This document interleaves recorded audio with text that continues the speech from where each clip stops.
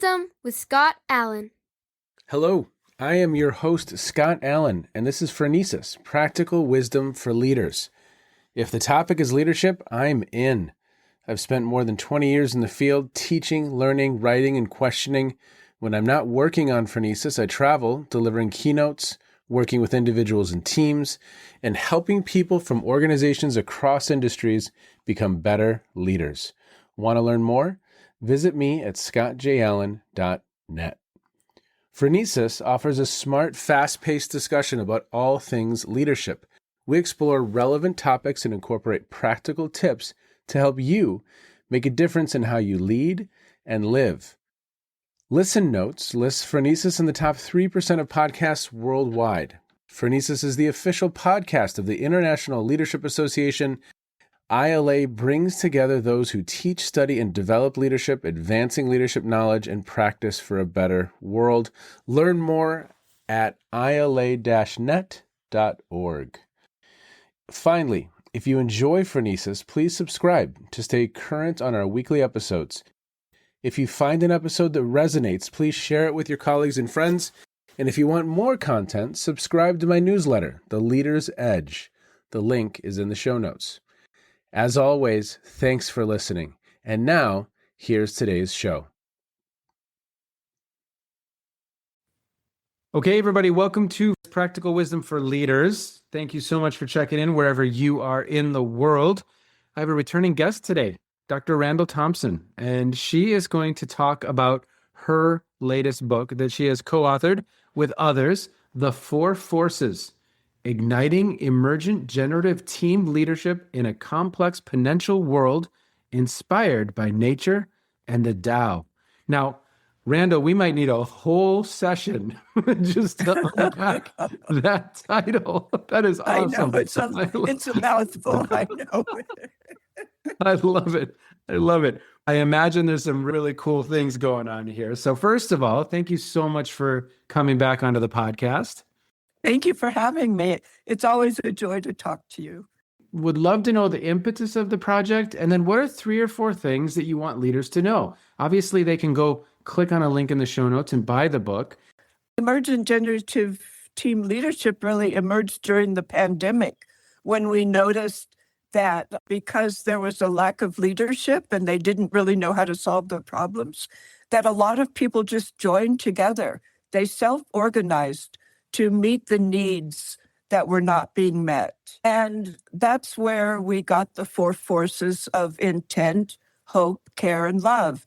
But then now we notice that the world is so complex and so malleable and so changing. And now that we're entering an inflection point, the age of AI, it's now organizations are adapting and becoming more agile. So what I think is important to note, that relationships, not structure, are what creates stability now in organizations. More and more companies are establishing self-managed or autonomous teams. They're taking out all the rigid structure, especially of middle management. And once you know that a team is being built, relationships are undergirded by socio-emotional forces, something that we don't often talk about in business. But these are key, and we have to note them and build on their importance. And then the notion that teams lead themselves, that the team itself is a leader. So those, I think, are the most important points that I would like to bring out during our discussion. This whole movement of value creation in business, I think we're part of that, but I think we go further in really emphasizing socio-emotional forces and the importance of relationships. Okay, so let's go there with relationships. I wholeheartedly agree. I think when it comes down to business development, when it comes down to leadership, when it comes down to teaching and coaching, what is the level of relationship, authentic relationships that we have with others? We know that it is a significant force when it comes to leader effectiveness, relationships. Talk about how you guys are thinking about that realm. Super interested. Okay. what creates the stability in an organization is everyone knows where they fit in that hierarchy, what they do. The reason that we think relationships are so important is that the new agile organizations and the business, the value-created business, is focusing more on the client as the driver of the organization. And leaders are devolving their positional power down to people on the teams. And what binds them together are relationships, no longer the rigid structure of hierarchy, but how they relate to each other and how the traditional leader opens up the space for everyone to be a leader. And in order to work together, you have to focus on those relationships. We don't really like to talk about it too much, but what is it that holds us together? It's those socio-emotional forces. Do we care for each other? Even love now has become part of and parcel of the vocabulary, even of business. The fact of hoping that we can achieve our goal and then that intent, the will to achieve it. Those are what bind people together. And those are so important for what they call now self-managed teams, which we call self-led teams. So that's why relationships take a center in our book and in our thinking now in organizations. And talk a little bit more about the socio-emotional forces. What are the elements that kind of fuel socio-emotional forces? Okay, so we talk about emergence and generativity. Emergence is, these come from nature. Emergence is something new comes out that's surprising and it's not really determined by the processes. And then generativity is an innovation, something that innovates and responds both to the internal and external environment. So if you have an organization like that, you need to have people that share intent. The shared intent is not only the vision of where they want to go, but the will to achieve it. And then hope it's an active, it's not a wishy-washy kind of, I hope so. It goes along with intent that you really have in place the processes by which that hope can be realized. And care is how you feel toward your team members and how you feel toward your leaders, the higher level leaders. And then love is power. It's the power of the universe, and it powers intelligence also. So we found that these were the most important. And it's interesting because if you read the management literature, certainly intent, the purpose-driven organization has been talked about. Now also the importance of care is being talked about in the literature. Even love more recently is being talked about. And in one of the recent management surveys, people said that hope was the number one thing they wanted in an organization because people feel disenfranchised. The dropout rate in organizations has become astronomical, I think like 30%. And people are seeking a new type of workforce that's more humane. So by looking at the socio-emotional forces and helping to get people in touch with those, we're really helping to create we're bringing more humanity into an organization. And I think that's our ultimate goal. And also in terms of leadership, everyone's a leader. It's no longer just positional leaders. So in teams, the way that they operate as a self-led teams is everyone is contributing to how that team as the ultimate leader is functioning. Yeah, that's super interesting. The levels. So the team is the leader. That's super interesting phrasing. And I've certainly at times worked on teams where I would kind of suggest that the team was almost of one mind, not in a groupthink type way, but the relationships were there, the intent was there, the care was there, the love, to your point. You also had hope here. And that team can become a really interesting force. And I don't know, to your point, that we needed to be managed in many ways. We had our marching orders and we were very excited to put into place the vision of what had been handed to us. And so that's so interesting. What I'm experiencing in organizations right now, Randall, and what I'm seeing oftentimes every week, it feels like organizational life has moved, if it's attention, task and relationships, right? That's a classic Blake and Mouton, Yes, 70s it is. managerial grid. They were onto something. Master attention, getting stuff done and progressing, the work, and then the people and the relationships. And what I'm experiencing right now is a heavy focus on task. I think a part of that is that a number of organizations haven't really figured out how to design for either virtual or design for relationships in a hybrid. So everything feels very transactional. People aren't going to lunch together. They aren't necessarily hopping into the other person's office and having a quick conversation, catching up in the break room, whatever it is.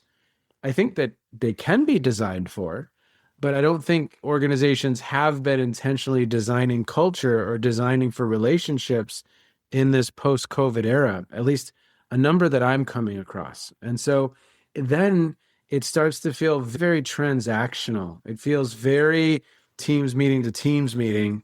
And so I couldn't agree more. And this is at least how I'm understanding it.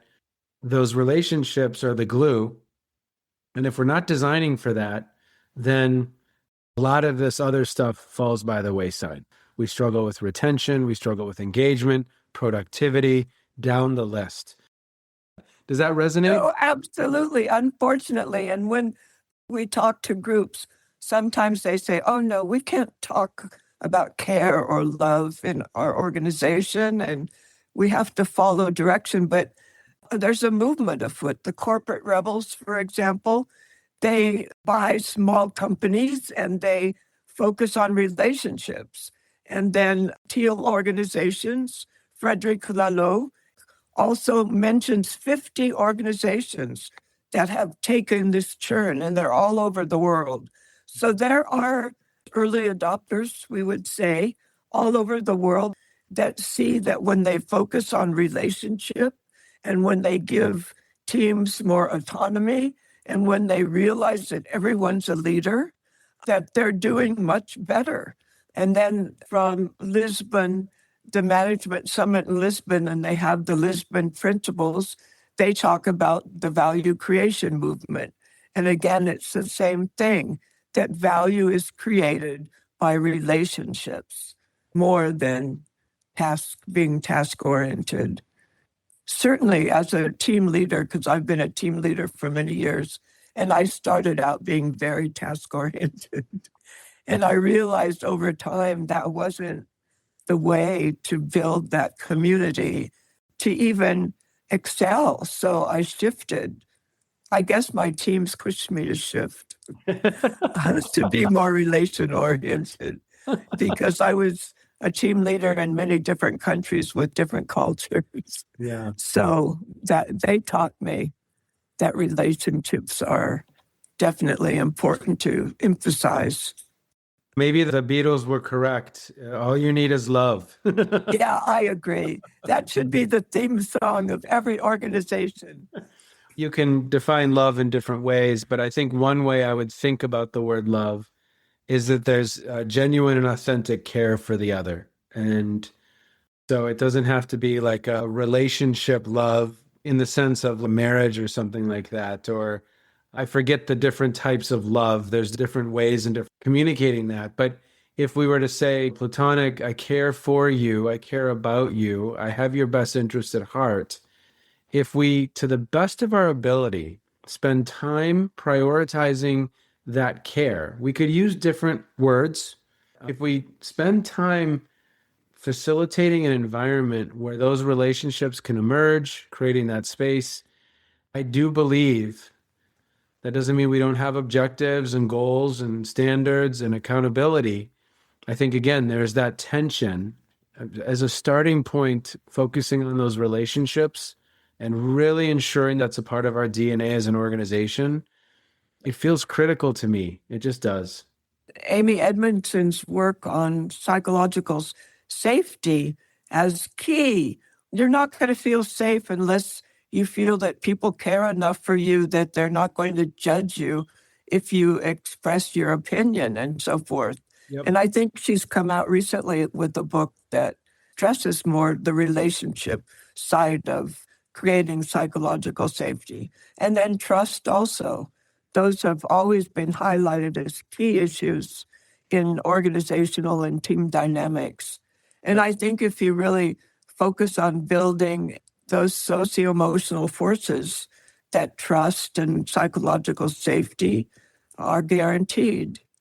What else do you want people to know about the book? In the title, we say we're inspired by nature and the Tao. Nature, certainly, as we talk more about organizations as ecosystems, that they're more open, they're more responsive to their environment. And so we get that from nature, that whole image, and also the emergence and generativity, because that's how nature functions.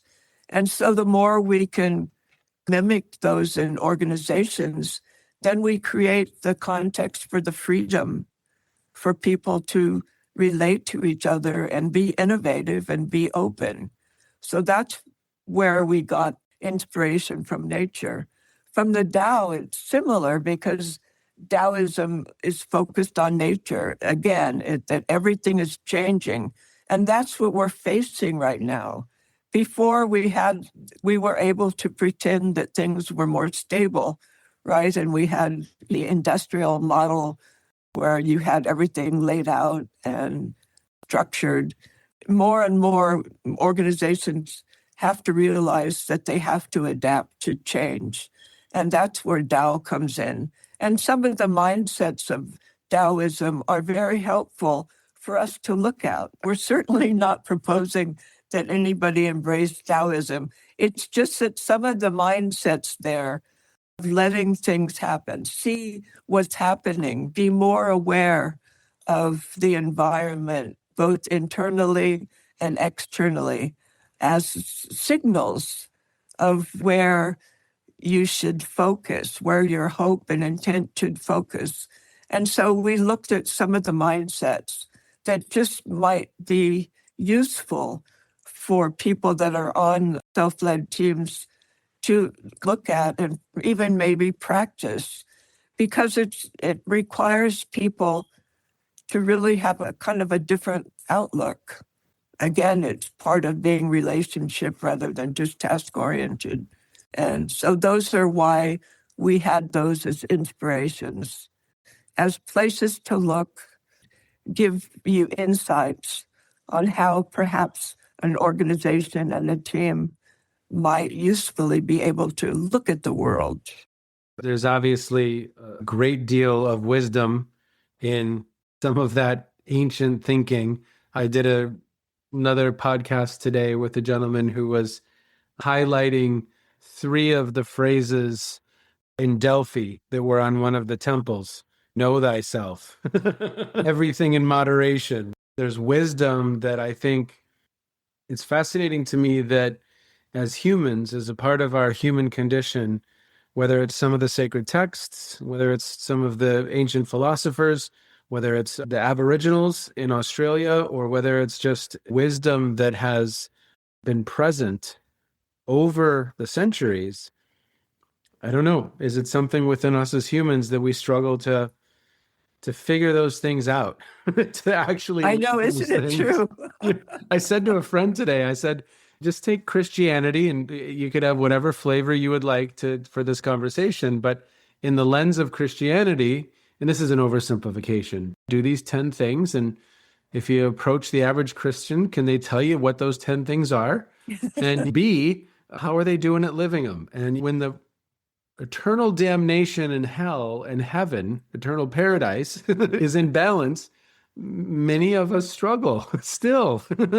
Absolutely. It's I think it's, somehow the way society is organized and the capitalist push for profit and also the American obsession with work and activity and individualism.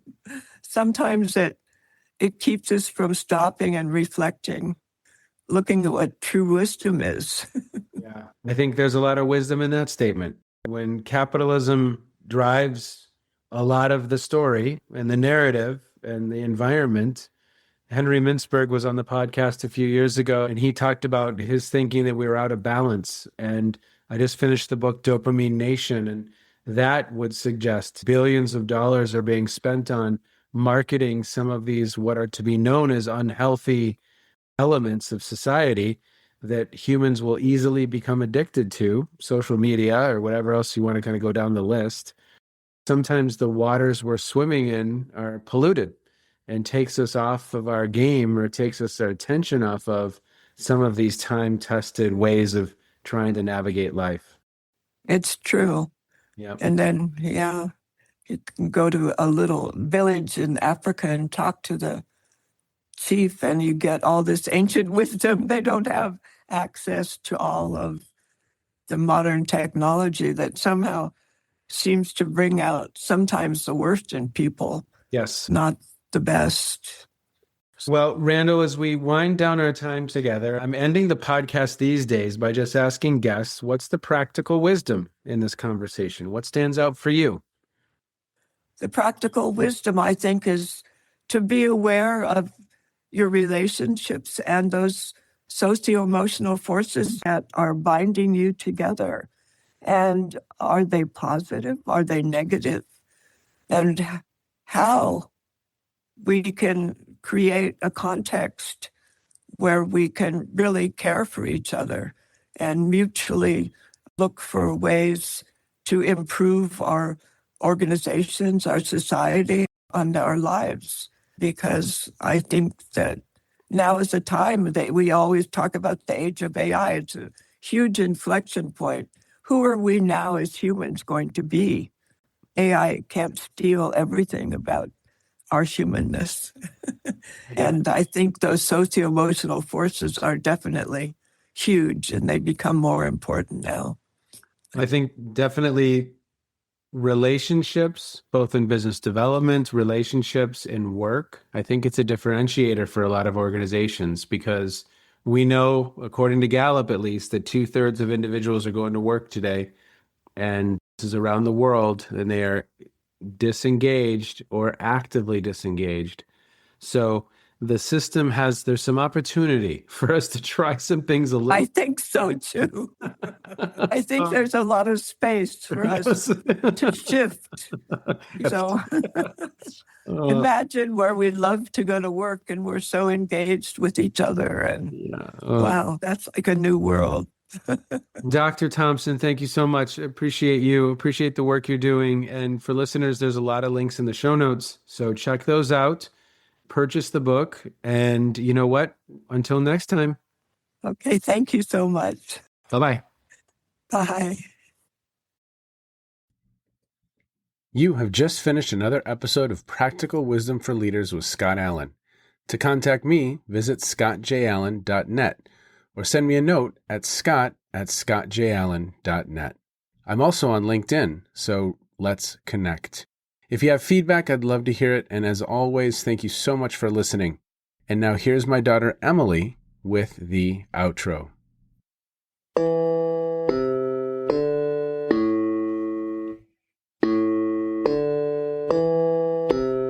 You've been listening to Phronesis, Practical Wisdom with Scott Allen.